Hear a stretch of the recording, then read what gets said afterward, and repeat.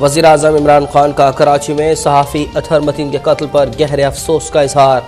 मुल्ज़िमान को कैफर किरदार तक पहुँचाने के लिए हर मुमकिन कोशिश की हिदायत। कहा, सोगवार ख़ानदान के दुख में बराबर के शरीक हैं। हुकूमत सिंध इसमें बिल्कुल किसी किस्म की कोई कोताही नहीं करेगी। पहली बात तो ये है कि ये वाक़या होना नहीं चाहिए था, लेकिन अफसोस की बात है वाक़या हुआ जिसमें उनकी जान चली गई है। ये पुलिस की जिम्मेदारी बनती है कि इस किस्म के वाक़यात को होने से रोकें। सीनियर सहाफ़ी अतहर मतीन के कातलों की गिरफ्तारी में कोई कसर नहीं छोड़ेंगे। सिंध हुकूमत लवाकिन के साथ खड़ी है। वज़ीर इत्तला सिंध सईद गनी की कराची में सहाफ़ी अतहर मतीन के कत्ल की शदीद मज़म्मत। कातलों को जल्द कैफर किरदार तक पहुँचाने की यकीन दहानी। कहा, पुलिस की जिम्मेदारी है कि इस तरह के वाक़यात को रोके। ये भी हकीकत है कि बड़े शहरों में जीरो क्राइम करना मुमकिन नहीं।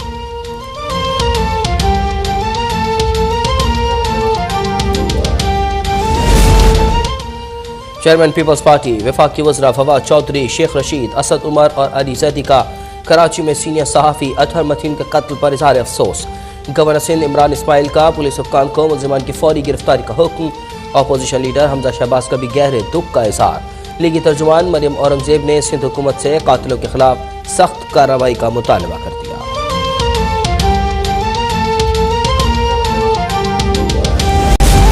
एहतसाब अदालत लाहौर में मनी लॉन्ड्रिंग और आमदन से जायद असाजात रेफरेंस की समाअत। शहबाज शरीफ और हमजा शहबाज दीगर मुल्ज़िमान पर फर्द जुर्म आयद न हो सके। मुल्ज़िमान की अबूरी जमानतों में 28 फरवरी तक तौसी। हमजा शहबाज ने कहा, अवाम की अदालत में हुकूमत के खिलाफ FIR कट चुकी है। हुक्मरान घर जाने की तैयारी कर लें। इमरान न्याजी से जान छुड़ाने के लिए हर कानूनी और अखलाकी हरबा इस्तेमाल करना होगा।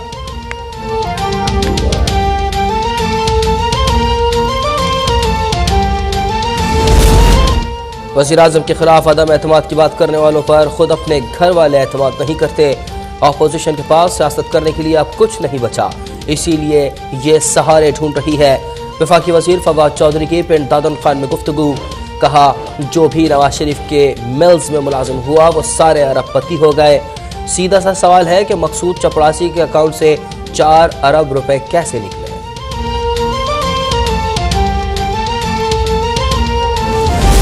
इमरान खान के जाने का वक्त करीब है। नैब और FIA के अफसरान इमरान खान के जाती मुलाजिम न बने।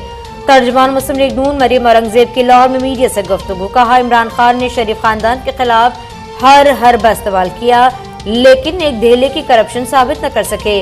NCA का केस वापस लेना FIA और नैब के मुंह पर तमाचा है।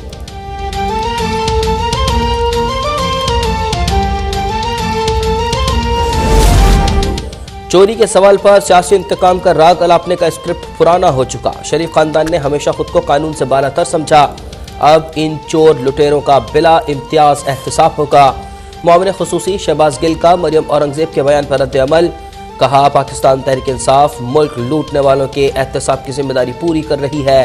शरीफ बरादरान और उनके दरबारी जान लें, चोरी का हिसाब देने के अलावा कोई दूसरा ऑप्शन नहीं है।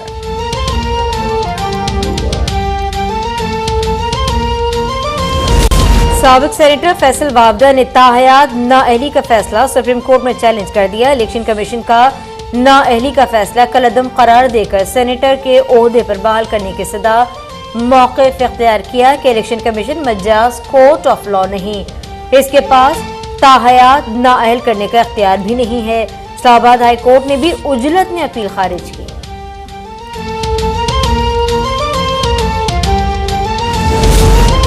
सीनियर सहाफ़ी मोहसिन बेग के खिलाफ मुकदमात खारिज करने की दरख्वास्त पर समाअत। इस्लामाबाद हाई कोर्ट ने मोहसिन बेग पर थाने में तशद्दुद की शिकायत पर रिपोर्ट तलब कर ली। ATC ने मोहसिन बेग को मजीद 3 रोज़ा जिस्मानी रिमांड पर पुलिस के हवाले कर दिया। मोहसिन बेग के 2 घरेलू मुलाजमीन जुडिशल रिमांड पर जेल मुंतकिल।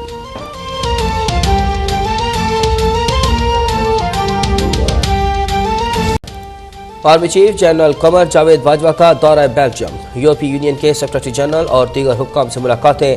बाहमी दिलचस्पी के उमूर और अफगानिस्तान की मौजूदा सूरत हाल पर गुफ्तगू। ISPR के मुताबिक यूरोपीय यूनियन हुक्काम ने खित्ते में अमन व इस्तेहकाम के लिए पाकिस्तान की मुखलिसाना कोशिशों को सराहा।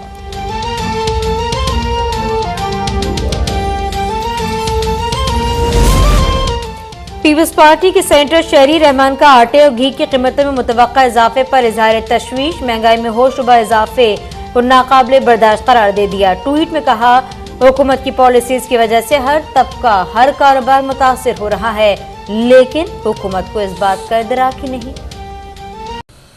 कराची में डकैती मुज़ाहमत पर सीनियर सहाफ़ी अतहर मतीन को कत्ल कर दिया गया। मुलजिमान अपनी मोटरसाइकिल जाए वारदात पर छोड़कर फरार हो गए। पुलिस के मुताबिक मजीद तफ्तीश अभी जारी है। देखिए रिपोर्ट।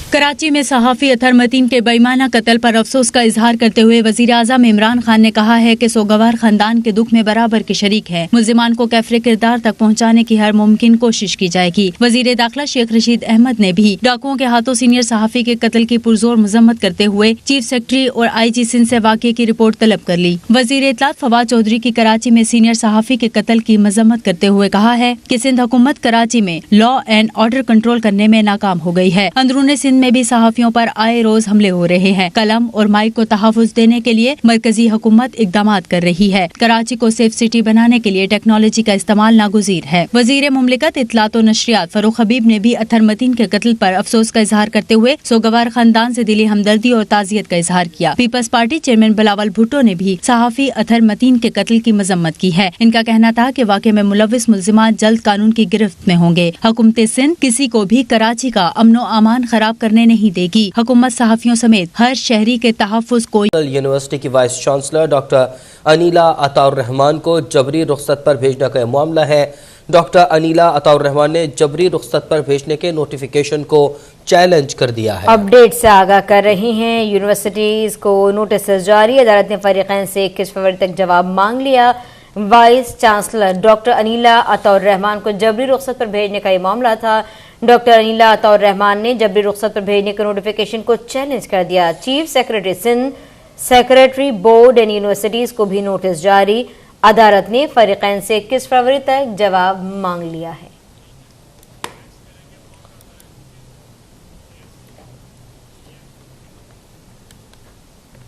वज़ीर आज़म इमरान खान से पाकिस्तान एसोसिएशन दुबई के वफ़द ने मुलाकात की। वज़ीर आज़म को दुबई में मुक़ीम पाकिस्तानियों की हुकूमत के कारोबार दोस्त पॉलिसीज़ की बदौलत सरमाकारी में दिलचस्पी पर ब्रीफ किया गया। वज़ीर आज़म इमरान खान कहते हैं कि हुकूमत समंदर पार पाकिस्तानियों की मुल्क में सरमाकारी और उनके सरमाए के तहफ़्फ़ुज़ के लिए इक़दामात कर रही है।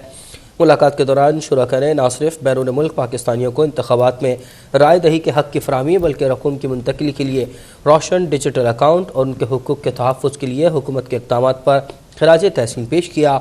इस मौके पर वज़ीर आज़म इमरान खान का कहना था कि समंदर पार मुक़ीम पाकिस्तानी हमारा कीमती असासा है। हुकूमत समंदर पार पाकिस्तानियों के मुल्क में सरमायाकारी और उनके सरमाए के तहफ़्फ़ुज़ के लिए इक़दामात कर रही है।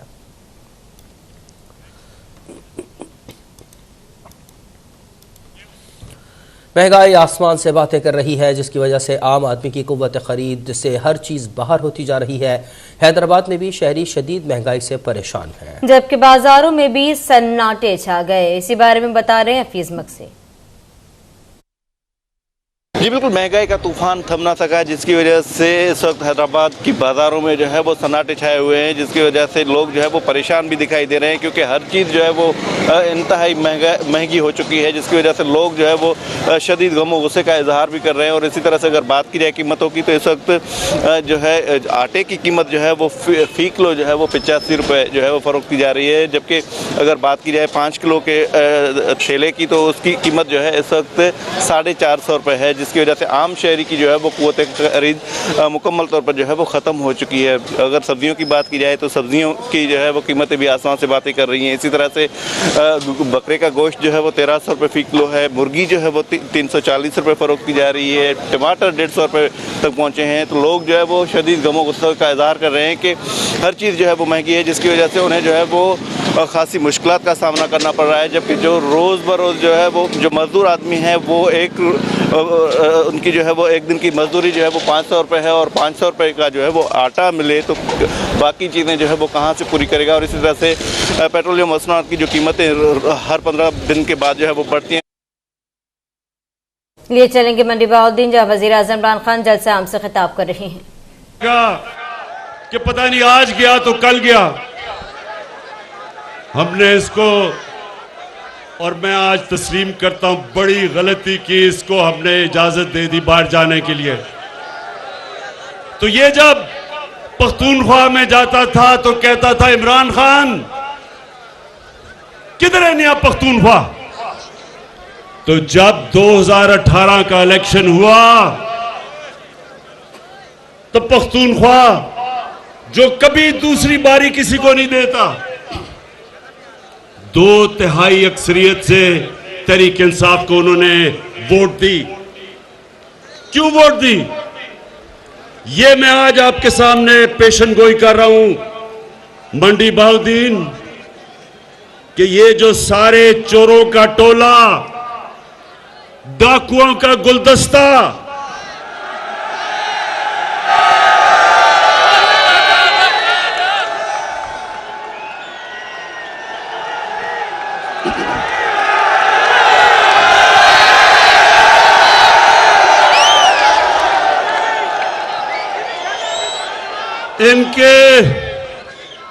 इन डाकुओं के गुलदस्ते में एक, मैं उसको मुलाना नहीं कहूंगा।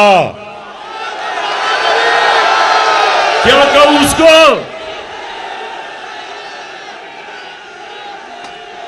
ये क्यों? ये डीजल क्यों सबको इकट्ठा करके हर 3 महीने के बाद कहता है गवर्नमेंट को गिरा दो। इसकी सबसे बड़ी वजह कि 30 सालों के बाद 30 सालों के बाद पाकिस्तान की असेंबली डीजल के बगैर चल रही है, सोलर पे चल रही है।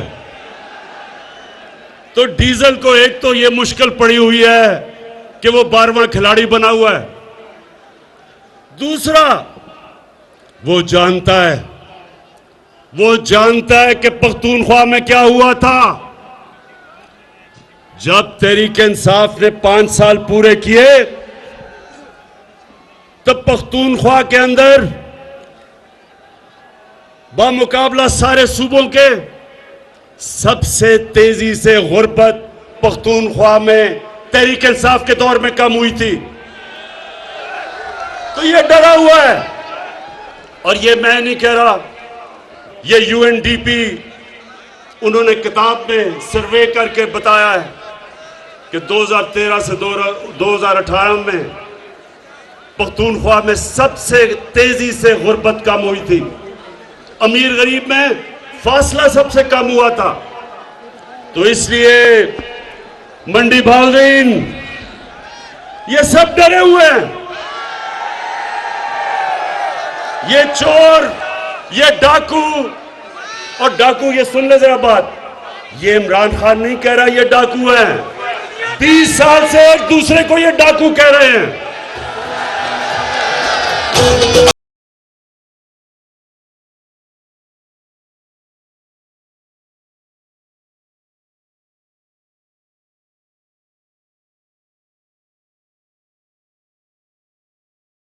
तो एक तरफ फजल रहमान इनको डरा रहा है कि जल्दी जल्दी किसी तरह इसको गिरा दो, नहीं तो 2023 का भी इलेक्शन गया।